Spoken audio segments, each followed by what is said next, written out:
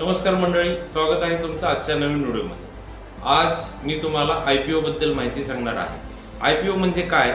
तर IPO चा long form आहे इनिशियल पब्लिक ऑफर।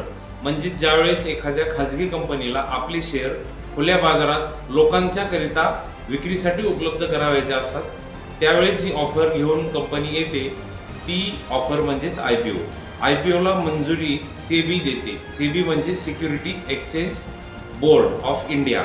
या सेबी मार्फत ही मंजुरी दिल्यानंतर कंपनी आपले स्वतःचे शेअर हे लोकांच्या करिता मार्केटमध्ये उपलब्ध करून देऊ शकते। आणि ही जी सुरुवातीची खरेदीची प्रक्रिया असते यालाच इनिशियल पब्लिक ऑफरिंग म्हणजेच IPO असं म्हणतात। आणि याद्वारे आपण एखाद्या खाजगी कंपनीमध्ये आपल्या पैशांचा वापर करून डीमॅट अकाउंटच्या माध्यमातून आपण ते शेअर खरेदी करू शकतो। यालाच IPO असं म्हटलेलं आहे। धन्यवाद। व्हिडिओ आवडल्यास नक्की लाईक करा, कमेंट करा आणि शेअर करा। चॅनलला